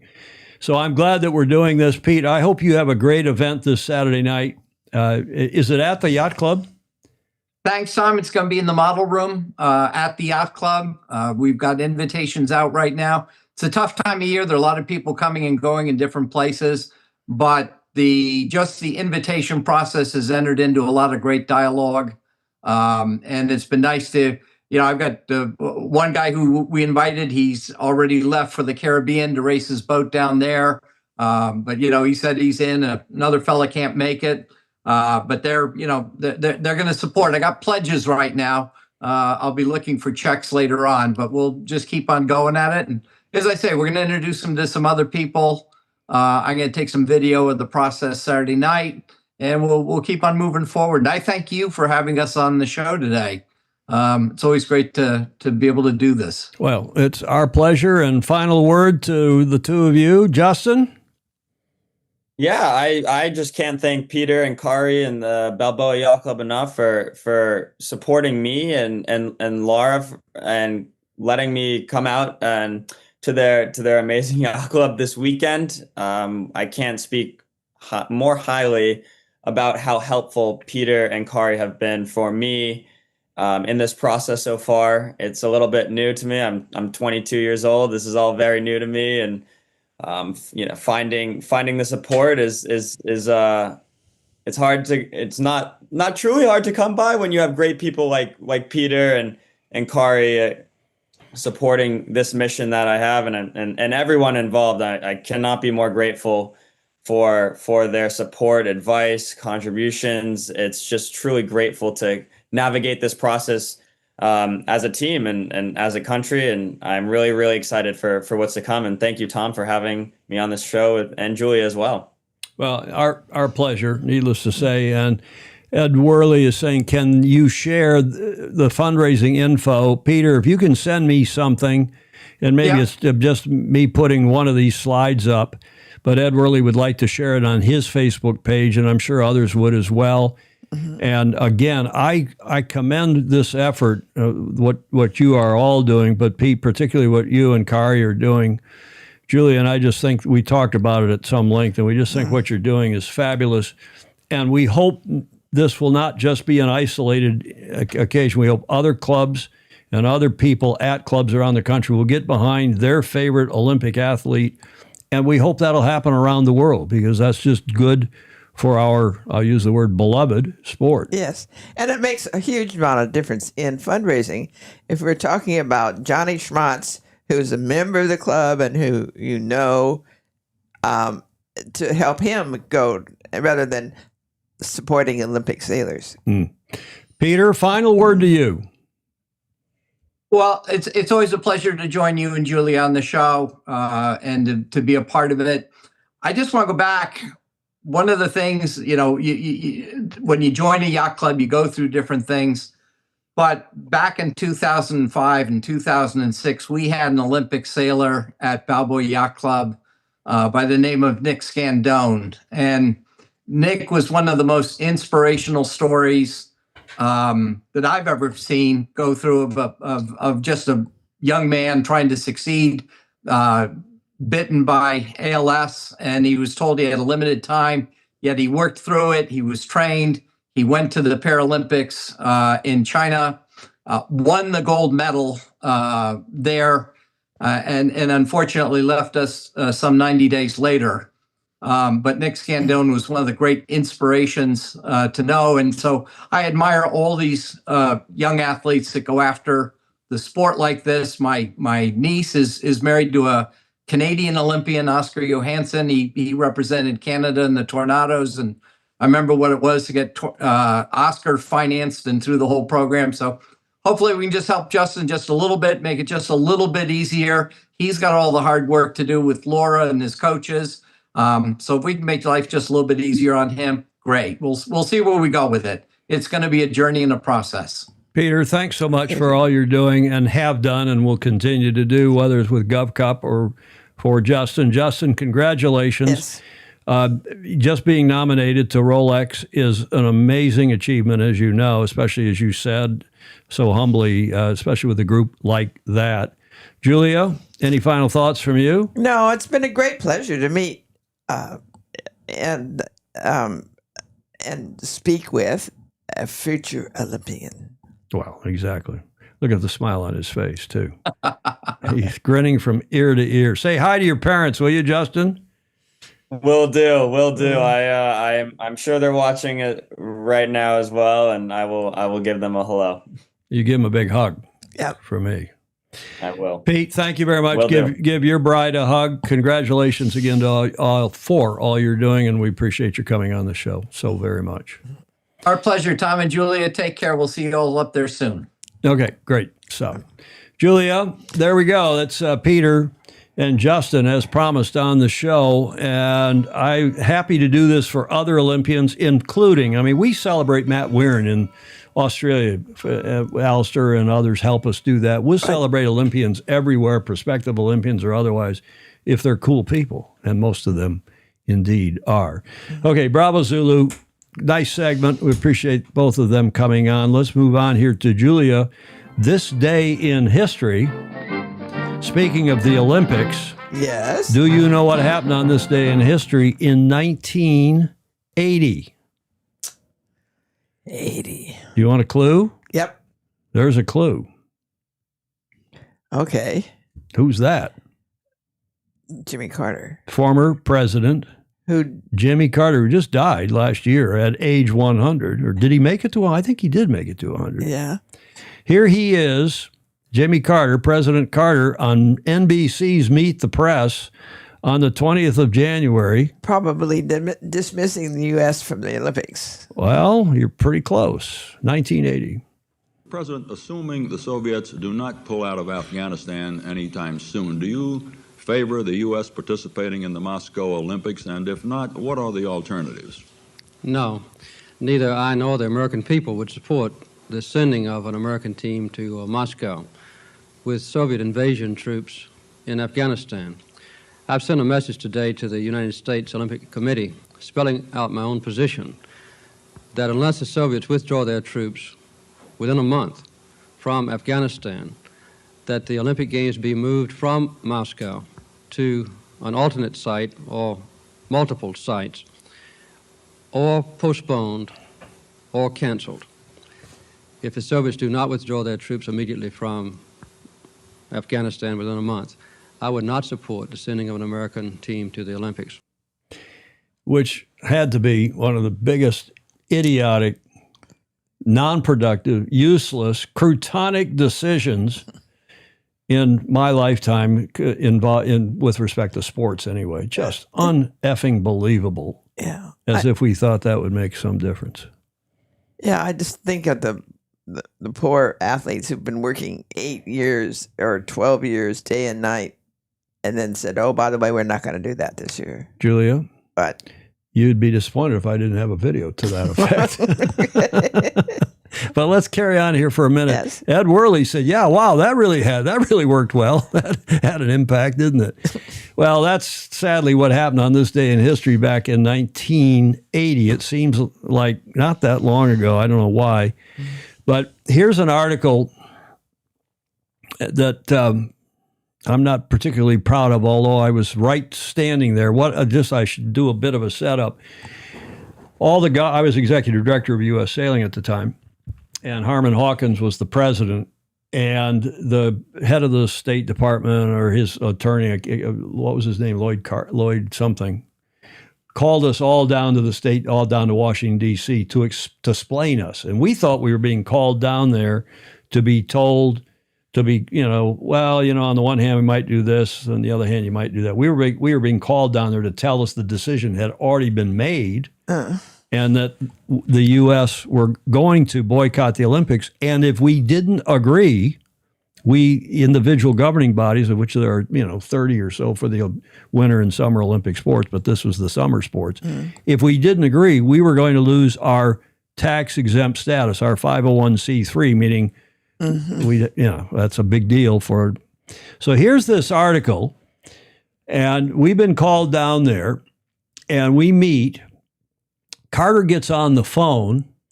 And you see here at the start of this paragraph where it says Harmon Hawkins, president of the U.S. We come out of this meeting, and there's a gaggle of press there. And Harmon Hawkins, he wanted to talk to the press. He was I don't think he was a big Carter supporter, but he was all in favor of this. Harmon Hawkins, president of the U.S. Yacht, and he's long gone. I love the guy. He was a great president other than this.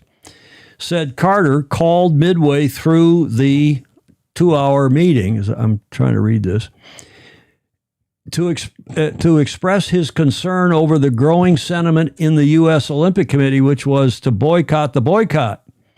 So this goes on, and I'm standing next to him as he's giving this kind of what's the word I want? An interview, but it was an impromptu interview. Hawkins, whose group supports the boycott, and you can imagine the minute this was a wire story that showed up in papers all over the country. So Harmon Hawkins and the U.S. Yacht Railway, we're the only ones, and I'm sitting back trying to grab Harmon by the jacket and say, Harmon, shut the F up, and we don't want to, when you give an interview, there's only 3 things that can happen. 2 of them are bad.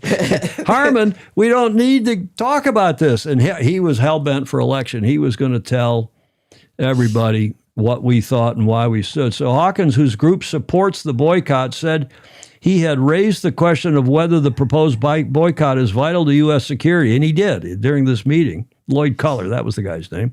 He said Lloyd Cutler, the White House counsel, replied, the president stated it is crucial to our national security and will state it again. So Carter came on the phone, and we're all sitting there in the State Department in this huge meeting, and this all happened. And I went back to Newport, Rhode Island, to my office, and no one called Harmon and complained to him. No. The sailing world, including and especially the Olympians, called me and said, Whiskey Tango Foxtrot, why are you guys down there supporting Carter with his, this harebrained idea that's going to have, as Ed Worley said, no impact at all? Oh, man, this was not a fun time in my life. So it was this day in history that the U.S. boycotts the Olympics. On March 21st, 1980, the U.S. announces an Olympic boycott. In December 1979, the Soviet Union invades Afghanistan, sparking international condemnation. It is seen as a violation of Afghanistan's sovereignty and sparks fears of Soviet expansionism. U.S. President Jimmy Carter responds by withdrawing consideration of the SALT II nuclear treaty, recalling the U.S. ambassador from Moscow, and reducing exports of grain and technology to the Soviets. He also issues an ultimatum, threatening a U.S. boycott of the 1980 Summer Olympics in Moscow if the Soviets do not withdraw from Afghanistan. The Soviets do not comply, so on March 21st, the U.S. announces a boycott. 65 other nations follow Carter's lead and refuse to participate in the Games. The 1980 Summer Olympics proceed in July. Only 80 nations participate, the fewest since 1956. The Soviets retaliate by boycotting the 1984 Summer Olympics in Los Angeles. Absolute madness, and you can see in the comments people agreeing. Alistair Murray, past president of Australian Sailing, says, we recently had a major function and presentation in Australia to honor our 1980 Olympic sailing team, which, of course, did not get to compete. Here's a video from the athlete's perspective, Julia. Imagine training for years, only to have your dreams shattered by a political decision. This was the reality for athletes in 1980, when the United States led a boycott of the Moscow Olympics in response to the Soviet invasion of Afghanistan. Over 60 countries joined in, including Canada and West Germany, leaving thousands of athletes without a chance to compete on the world stage. The boycott was a bold political statement, but came at a devastating cost. Swimmer Rick DeMont, a favorite for gold, expressed his heartache, saying it was like having the rug pulled out from under him. The emotional toll was immense, with many athletes forced to watch from home as their peers competed. While some argued the boycott was necessary to protest Soviet aggression, others believed it punished innocent athletes for the actions of their governments. This divide sparked heated debates about the intersection of politics and sports. The Moscow Olympics went on, but the absence of many top athletes left a void. In retrospect, was the boycott a justified act of political resistance, or did it rob athletes of their hard-earned moment? Reflect on what could have been achieved if politics hadn't overshadowed sport. Of course, I wasn't around in '36 when the Olympics were in Berlin and that whole madness, but geez, what a horrifically ineffective decision. And we were, it was announced on this date. You saw that video of him on NBC's Meet the Press when he said, well, we're going to do this. Right. And then it was this back and forth for 3 months before it was finally, oh, God, creepy AI artwork and cartoon. Yeah, that's fair. So it was on this date in history that the U.S. boycotts the Summer Olympics president announced the U.S. boycott of the 80 Olympics after the Soviet invasion of Afghanistan. And that all started when we first heard about it on Meet the Press on the 20th of January, 1980. Awful. Let's roll on here with the Olympics, Julia, and get to John Emmett and the coaching corner and some happier news because our international man of mystery, yes, Emmett, is now in Melbourne. Yes. Yeah, down on the peninsula. And those of you who are geographically challenged, the Blair Gowrie Yacht Squadron is down on the Mornington Peninsula where the drop pin is, right down on the end in Port Phillip Bay. It's a beautiful spot, and they are a cool club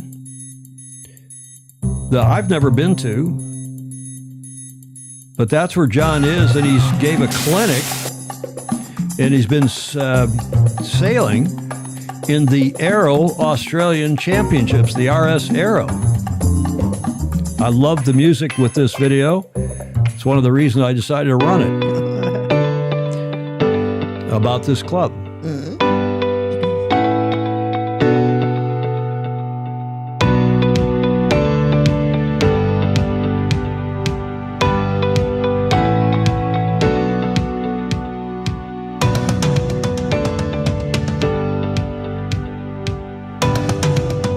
You wonder why there's Australian sailing is so strong. I mean, they have clubs like this literally all over the country, and they are community centers more than private. You know, you stay out unless you, of course, they're members, but still. Fabulous. Yes.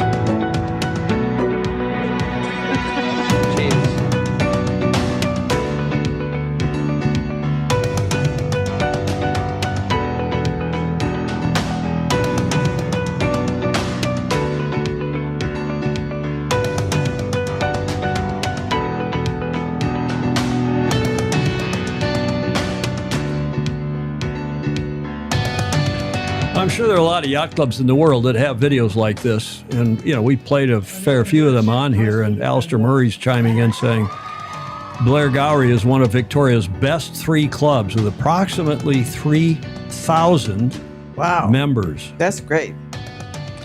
Art shows, music, weddings, anniversaries, birthday parties, of course, but also great sailing. And great weather year-round. And, well, pretty much. Gets a little warm down there. Looks like a great club. As I say, I've not been. And Steve Atkins in Connecticut, my life dream is to start community sailing locally, but this is just a fabulous club by all accounts. Okay, I'll cut through here. The Salty Dingo RS Aero Australian Championships are going on the 18th through the 22nd, and John taught a clinic there a day or so ago, and bravo Zulu to him. You can see here he gets quite a bit of ink, and there he is in one of his classic pictures. I don't know if that's Lily or another person, but he taught this clinic, and it was all over Facebook. It's all over Instagram, and here is a video I thought you would enjoy as well. Okay, we're here at the Salty Dingo RS Aero Australian Championships at Blair Gowrie Yacht Squadron. John doesn't know I'm playing this video. He didn't send me any of this. Absolutely awesome. Both John and I had our first days sailing here. First time we've been here. Wind started light and filled in. How was it on the Aero 6 course, John? Well, I'm glad you've managed to do that monologue. That's well above my skill. I think it's always nice to sail at new venues. It's really nice. We're both from the UK to be in Australia in the Australian summer because it's literally freezing at home. And off the beach launching is always awesome because we can get everyone out there pretty quick. But I don't think you need to win a race to win a championship, but it certainly makes it easier. And we've got 9 more races to go, so I won't read too much into it, but it was just so nice to be back in the Aero. Fantastic. We started light, it's probably about 7 or 8 knots this morning, and then it got windy, and in the end we were fully planing and catching some waves downwind and hiking hard upwind. So there's something for everybody today. The lightweights and the heavyweights had a good chance at the front, but having started with a very tactical race, it ended up being a good old exhilarating race in the end. So it's fantastic we can see it appealing to both the lighter and the heavier sailors. And it's good to have all 4 rigs here. Yeah. I mean, the entry, don't let facts get in the way of good story. There's well over 100 boats here, that's correct? 114. Biggest fleet ever in the southern hemisphere, or biggest fleet outside Europe. Outside, and that's obviously boding really well for next year at the World Championships, and I'm sure a lot of the people here are going to have that completely on their mind. Yeah, with 114 here, we're looking at 170 plus, and the Australians are gunning for the 205 boat record set in Weymouth in 2018. I have mixed feelings about that. No, the more the better for sure, and yeah, let's hope we have lots more fantastic racing. Great. Okay, that's Peter Barton, whom I don't know, but I understand he is a former UK champion in that class, and he's also the class manager. He's just retiring, stepping down. Somebody else is taking over, but that's the Salty Dingo RS Aero Australian Championships going on. John is sailing in it, and no surprise, he's doing well. He's in the Aero 6 division, and overall, after, 5 or 6 races, he is in second place with 4.24321. Just a few points out of first and some more races to go. Our international man of mystery and regular contributor to this show, John Emmett, with the Coaching Corner for today. Hi, Tom, Julia, and all the Fozy. You join me here in my balcony in Blair Gowie. It's going to be a short one. It was a hard day in the office, but a really good one. And just to slightly annoy Tom, I was going to say it was champagne sailing conditions, but I'm not going to say they were super. Now, all joking aside, I think we had some really good sailing here in Blair Gowie. And one of the things which is so important is all the volunteers involved. So here, they're all wearing green shirts. When we had an event for the Ilkers in 2020 in Melbourne, in Sandy, they all wear red shirts. And I think this part of being a team is probably something that really encourages the volunteers. And we do need to just, say thank you and make sure they realise their work is appreciated. It's going to be quite a short one because I think that the sun is going to set soon. And I think for me, one of the most important things now is to do the recovery after a bit of sailing. And that's gradually getting longer by the time I've done ice skiing, anti-inflammatories, stretching, eating, and just, putting myself back together for the next day. Because personally, I want to sail for as long as I possibly could. And the interesting thing, I'm here with the RS Aeros, which actually won the trials, as it were, for new single-hander for the Olympic classes. And of course, we've stuck with the laser/Ilka, although it's still not particularly happy families with, the laser mould and the Ilka mould, but that's probably a topic for another Coaching Corner. But the Aero, really nice boat. Lily's a huge fan. 25 kilos, and just pulling the sail up a halyard means people with shoulder issues, it's easier, and also it's just physically easier getting up and down the beach. I actually got involved with the Aero just when they had an event at Weymouth, and it's always nice to sleep in your own bed at night. And I'm here in Melbourne anyway, although somehow I seem to have managed to miss Alistair and Tracy, but maybe make up for that next season because there's a lot going on here. But one of the interesting things, and it's such a friendly class, but the average age of competitor was over 50. And my first reaction is fantastic to see people still sailing because, sailing, it's a sport for life. And we have a few legends in the Ilka category who I think I've got this right, turn 90 next year and they're still sailing Ilkas. But on the other side, it did worry me because to get an average that high, it means there's not very many youths. So I'm not going to try and give the answer. I'm going to pose the question, what can we do to encourage young people to join our fabulous sport? And with that, sail fast, sail safe, have fun, and if you can, get a youth on the water. It looks like John has just joined us in the chat, and he's been out and about. What time is it down there? 09:45 in the morning, is that right? So he's been at breakfast. But John, thank you for that. I go back, if you didn't see the lead into this, we did some more slides and videos apropos what you're doing there as our IMOM, our International Man of Mystery, who gets around more, Julia, than just about anybody else we know. Except his wife. Well, his wife does too. But John reminds us to push for Paralympic sailing, and no doubt he's talking up this up along with, as I said, with Alistair Murray and Chris Fury and the other Aussies, Dolly DeVola and Peter Stevenson. They're all pushing hard to get sailing back in the Paris, get our sailing sport in the Paralympics, especially for Brisbane 2032, whether as a demonstration event or as a main event. We'll see. That's the Coaching Corner for today. John Emmett, get to the front of the fleet. Appreciate very much his regular contributions. Indeed. On this show, number 902, which has been themed Road to the 2028 Olympics, we'll feature other Olympians. Today, Justin Callahan, along with Staff Commodore Pete Bretschger of the Balboa Yacht Club. This nice event that they're doing at Balboa Yacht Club this weekend as a fundraiser for Justin Callahan and his crew, Laura Weiss. Come on, Julia. No. Don't give me the. Don't. No, give but me. that's her preferred. That means something different in San Francisco. You be careful what you're doing here in San Francisco. That's her preferred.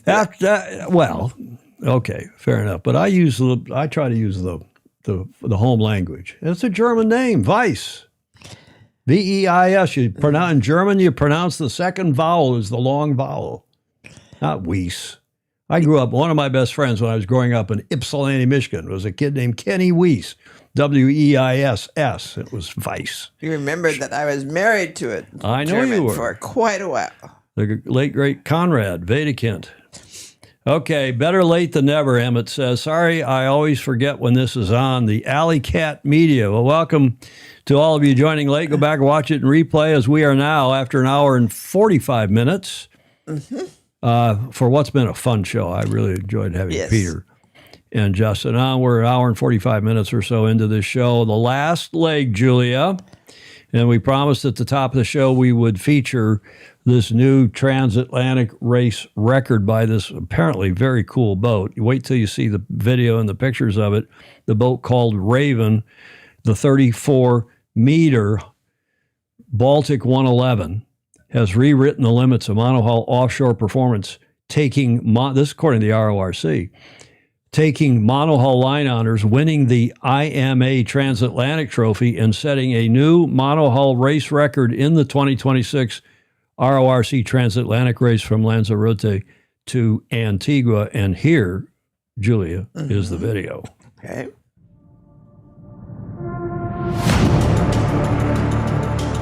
What's that look like? A fast boat, amazing machine.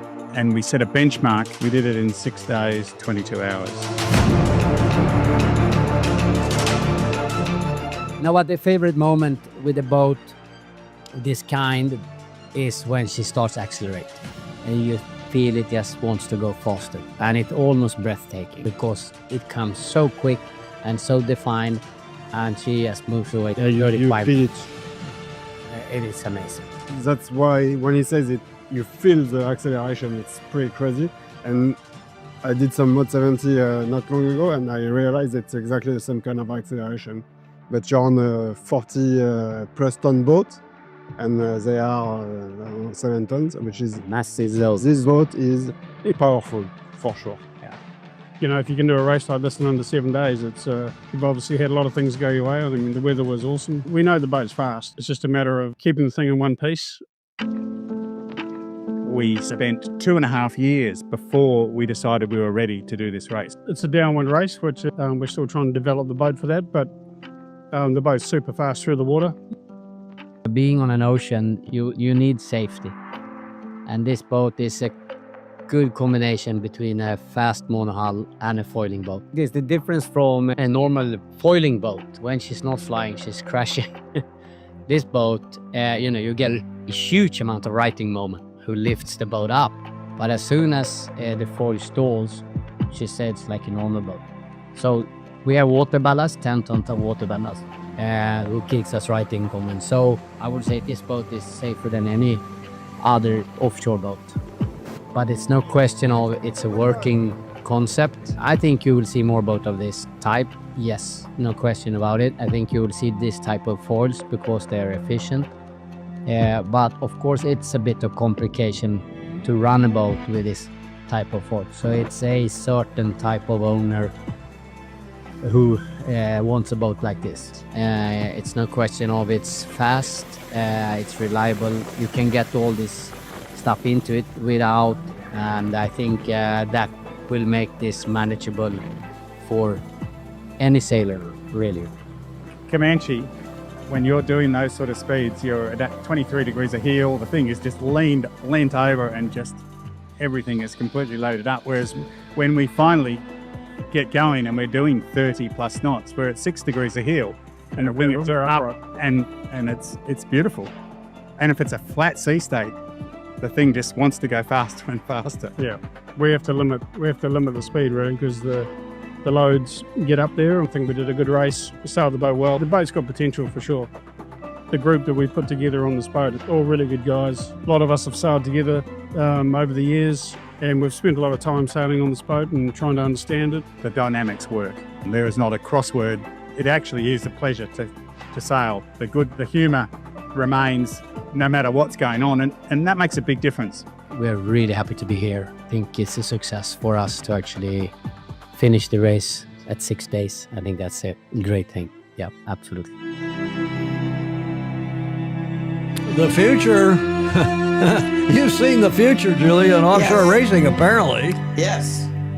Looks like an America's Cup boat, obviously. 6 degrees of heel is very cool. Multi-hull stability, Commodore Atkins. Mm-hmm. Madison Beach Club in Connecticut. Steve, thank you for that. Ted Ryman, those foils should keep any pirates at bay. Good, yeah. My goodness, Julia. Well, that was quite a video. Fritz Mueller's agreeing. That's a nice video. So that's the latest. We'll have to get Mr. Dr. Andrew McIrvin on here to opine on all this for us, perhaps sooner than later. As we wrap up 902, we are to Whiskey Tango Foxtrot. Julia, your favorite segment? Mm-hmm. And your favorite guy who's back in action. We saw him on our last show, on Friday's show, we had a video of this guy who's been rehired to do more of those. I don't always drink beer, but when I do, I drink Dos Equis. Yes. Right. Okay, here's a funny one from my beloved home state of Michigan. Several friends sent this through. The days in Michigan without a shark attack. 6,130,009, Julia. Oh, yes. Fresh water in the Great Lakes. There are some sharks, but they're on land. In Michigan. Remember I told you about overturning that call? Yeah, well, here's a cartoon that Clark sent in, Clark Chapin. So they overturned the call. Then what? The guy's already dead. The jury, there's the jury arguing about the call. They've overturned the call, but the guy is already dead. That's sort of like what I feel like is happening in this Sail GP thing. Doesn't matter now. Those guys couldn't sail. The boats were wrecked, and how are they going to adjudicate those points? But Clark Chapin sent that one in. Julia, apropos the latest from our Food and Drug Administration here in this country, when we finally have come to our senses and realized you got to put protein at the top and the carbs at the bottom. Mm-hmm. That doesn't look too good to the cows. You are here. I don't remember who sent that. Several people sent that in, but yeah, full fat. You got to eat fat. Fat's good for you, not sugar-free stuff not fat-free stuff because they put sugar in it, and sugar is bad. I just read a couple in Sunday's paper, a couple big editorials against that, saying, "Oh, against what? The new." This new pyramid? Yeah. The upside-down pyramid? Right. Eat more chicken. Rick Banner. Chicken's good for you. Fish is good for you. Yes. You love your vegetables, don't you, Julia? Mm-hmm. Julia's never seen a vegetable she liked. Come on, a few blueberries, a few strawberries, some fish, fruit. A little bit of chicken. Fruit I eat all the time, and I love it. But most green vegetables taste very bitter to me. Well, they are bitter, but so what? They're good for you. Asparagus, broccoli, Brussels sprouts. My dad used to put Brussels sprouts under the table, and the dog wouldn't even eat them. My grandmother said. I mean, everything's good. A certain amount of fat is okay, but people are likely to go full fascist. Or no, they go to the Big Macs, and then we're talking about fascism here. We're talking about the upside-down food triangle. And we like to end, as always, with Blake Middleton's classic submission. All the smartest people sail, and my dad likes to remind us sailing isn't for everybody because it requires physical and mental agility, but it is for anybody. For anybody. Indeed it is, which gets us nicely to the finish line, Julia. And you always like to say... Yes, take advantage of this opportunity to like and follow and share this program. Just add more butter, Julia, to your veggies. Add more butter. And I was talking with Commodore Harrington the other day. She detests Brussels sprouts. Mm-hmm. Oh, come on, Claire. I told her at the time, I said, just put a little olive oil on them, sprinkle a little salt, sprinkle a little pepper, and bake them or fry them even. They're fabulous. Garlic. Garlic is okay, too. Okay, Julia. Yeah, and if you are so inclined, watch and replay, comments are welcome. So add your comments because we do go back and read them. We appreciate them very much, all of you who do. We also appreciate all of you who support us via patreon.com/join/Sailing Illustrated. Give us a few bucks to help us with our streaming costs, with our equipment costs, the studio that we maintain so that we can do these shows, Julia.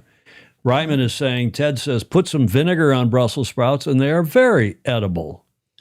Well, I've had Brussels sprouts, which were very good.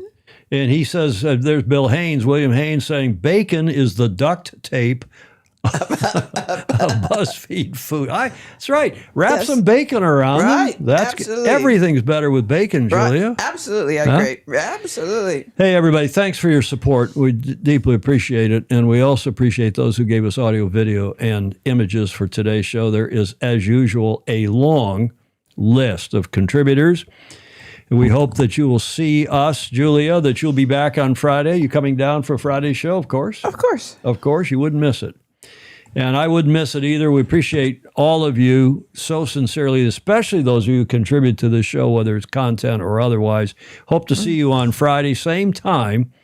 That's, we go live every Friday, Tuesday and Friday, 1 o'clock, which this time of year is what? 2100 UTC, London time. Great show. Hopping on the boat now in Pittwater, Pedro Foiling Sailor saying down in Australia. Oh, say hello to Pittwater for me. Ed Worley's good to see everybody. Alley Cat Media 4973 Sail GP should have a warning on their software to help or start creating. Okay. Chris, actually, thanks so much for a great show. And yes, indeed, we hope to see you all on Friday when we'll do it all again. In the meantime, sail fast, sail safe, and have fun. Ciao for now.